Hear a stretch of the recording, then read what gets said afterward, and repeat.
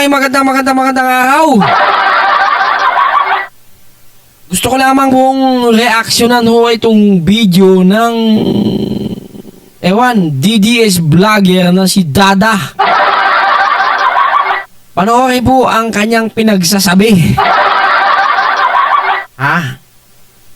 Member po siya ng Banat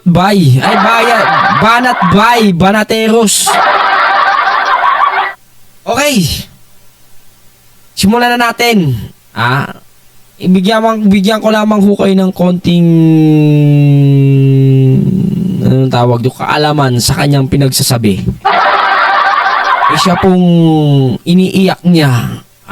Yung report po ng tiga Mindanao daw. Minura pa nga niya eh. Utang ina mga taga Mindanao, sabi ka. Ina nyo daw taga Mindanao. Sabi mo nagsabi, si Dada ko na yung dalawang katawan. Ano kaya ang kinakain nito, no? Dalawang kaldero? Pag kumain kaya sila nila Banat Bay. Ano kaya siguro to, no? Kumbaga, laging nawawalan siguro ng kanin. Anyway, tama na, simulan na natin. TV5. Pucha ka na yung mga vlogger ni Bongbong Marcos. Ang tatanga. Sinisi na naman niya yung mga vlogger ni Bongbong Marcos daw. Ang tatanga daw. Jared. Jared.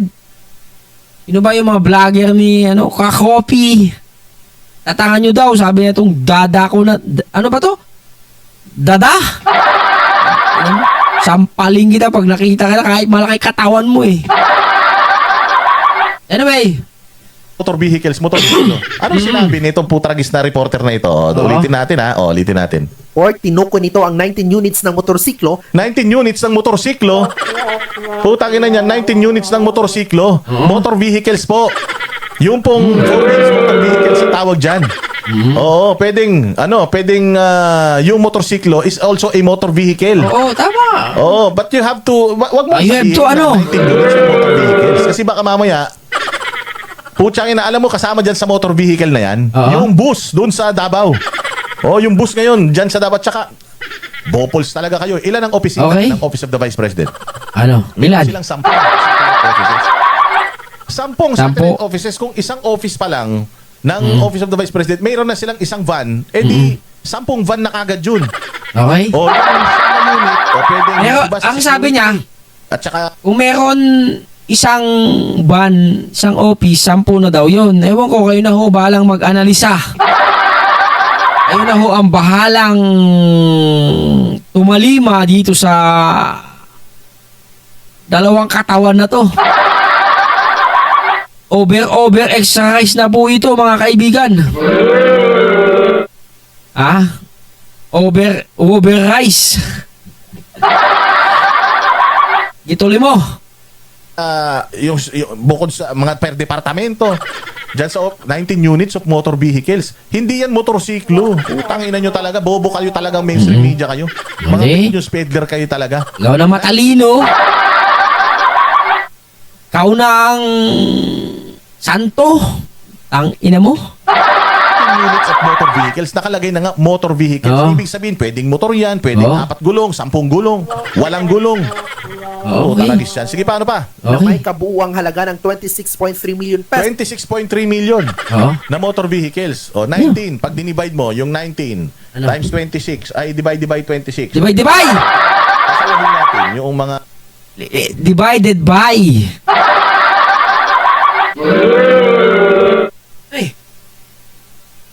Divide! Alam mo, matalino ka. loyalista, 19. Sige na, ikaw na matalino dong. Palakpakan nyo naman. Divide. 19. Divide! Putsang ina, 1.3 million. Ito yung sinasabi nila. Merong bobo dyan sa Canada. Sige na, ikaw na matalino, boy. Ikaw na, genius. Ikaw na ang pinakamatalino sa balat ng DDS. Sabi nga nila, buti nga may isang matalino sa DDS. Anyway, go. Kung ka ng debate, motor vehicles, hindi mo naiintindihan. Inahamon ng Banateros ng debate no dahil gusto sumigaw ng kupal na yon.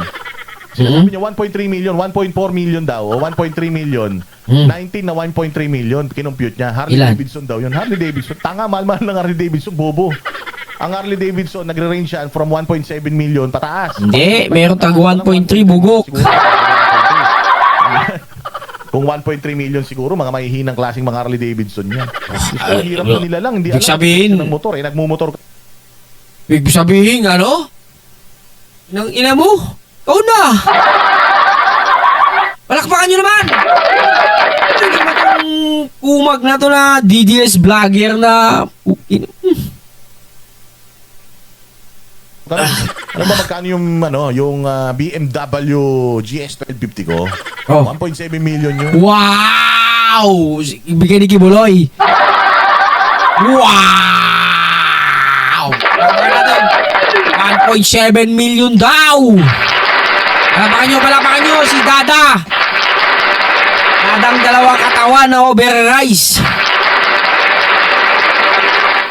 Palakpakan nyo, palakpakan! Zile, yo alerg, gal, mile. Wah! Ayan ah. Ayan, binalakpakan na kitang kumag ka.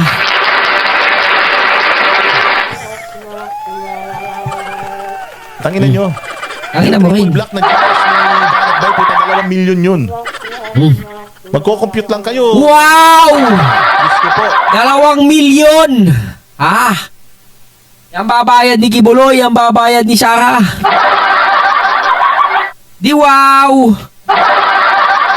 So yun yung pinalalabas nila ngayon na grabe, magnanakaw ang Office of the Vice President, mantakin mo 1.3 million ang ginagastos nila sa sasakyan. Talaga! Talaga! Gago ka rin. Mura yan kung 1.3 million na magkano yung mga high ace. Oh, yung mga high ace, mga 1.8 million yan. Putsang ina, baka nga mga Innova lang yung pinagbibili dyan para lang mapagkasya yung pera. Bottom line is, the budget of the Office of the Vice President is only 800 million and last year, it was just 700 million. Oo. Ano, binulsa yung Para magnakaw. 100 million Wala ka namang extra It's na just pera na 11 days. 126 in just 11 days. Ulul! Wala. Oo, kung ano lang yung budget mo, yun na yun. Putya, nagtatanim pa si Inday Sara, nagbibigay pa ng bag, nagbibigay pa ng ng magnegosyo taday at nagmimigay pa. Sus! Nagtanim! Ah! Magtatanim! Ulul! Magtanim ng isa, ganun. Tapos, ililiquidate. Magkano? Milyon! 10 puno, milyon! Doon! Fuck you! Pa si Inday yung opisina niya ng mga burial assistants, mga assistant sa pag-eskwela at kung ano-ano pa. At 800 million ngayon at 700 million last year. Tapos i-audit yung ganito. Utangin na nyo, ang i-audit ninyo, yung mga yung mga tawag dito, yung mga ahensya ng gobyerno nagnanakaw sa inyo ng trilyon-trilyon. Ano pa? Pesos o 1.3 million pesos kada unit. 1.3 million pesos kada unit. 1.3 million pesos kada unit na motor. Yun kasi ang positioning ng ng TV5 nitong bobong reporter na ito. Motor. Sige na, boy! Ikaw na matalino! Okay ng dito. Kami na, bobo! Motor vehicles. Kasi nag-audit kayo, putangin na nyo, hindi naman kayo mga auditor. Ang ina mo rin. Nag-interpret kayo ng COA report nang wala naman kayong background sa accounting. Tangina nyo, tali-talinuhan kasi kayo. Ang ina mo rin. Talaga dito sa Pilipinas, pag-usapang politika, lahat politiko. Pag-usapang sports, lahat sports. Pag-usapang abogado, lahat abogado. Tangina, pero ang Siyempre. buo naman. Ang ala naman na usapang... Boy, ala naman na usapang politiko. Ha? Usapang ano ka? Pupunta ka sa usapang sismisan, bobo. Tanga mo. Out of the line ka na nun, tanga. Siyempre pag usapang abugas siya lang. Pag usapang abugas siya, pupunta ka sa doctorate. Bobo! Ang ina mo! Ang laki lang ng katawan mo, boy! of motor vehicles, 19 units of motorcycle na yun. Ah, 3 pag siyempre million, pag-usapang motor vehicle, siyempre, mga sasakyan, butlog. Isang motorsiklo. Tanga, ba't bibili ng ganun karami motorsiklo ang Office of the Vice President? Hindi naman sila nag-aang Balay mo, binigay kay ano? Gusto mo sabihin ko? Ano ito? kas. Di ba sila nagpupud panda? Mga tarantado yata itong mga to eh. Nariyan din ang 13 laptop na nasa 300,000 pesos kada unit. Oh, ang laptop, 300,000 pesos kada unit. Pero May ano? May masasabi ka? 300,000 kada unit. Ang laptop tagi 20 mil lang yung pinakamabab. May 15 mil ka, laptop ko nga, 5,000 lang bugok. Isang taon ko lang ginagamit. Ano? Pero meron ng sagot dito ang OVP. Hindi daw pala yan laptop. Oo, ang Ano? po niyan, mga Xerox, mga copiers daw yan, Xerox machines daw yan, mahal talaga yun. Oo. Office of the Vice President, they can pretty much Ulul! Laptop yun, tanga! Ngak-ngak ka ngayon, tanga ka ngayon. O, di ba? Ito? Dami mong alam, laptop 300,000. Laptop ko 5,000 lang bugok. answer this. The thing here is, ina-highlight nila overpriced yung mga pinagbibili ng Office of the Vice President. Yun ang hina-highlight nila. Overprice nga, boy! Huwag ka ng, overprice, boy! Bakit hindi nila i-highlight yung mga overpriced na mga proyekto? Yan tayo eh. Iba na, yan kasi sa inyo mga DDS vlogger na mga bugok. Kung napag-uusapan kayo, yan ang sinasabi nyo eh. Pag-usapang abugas siya rin kayo. Oh, natural! Ang ina mo, talagang katawan mo lang ang malaki, boy! Pag-usapang katiwalian, natural, katiwalian lang yan eh.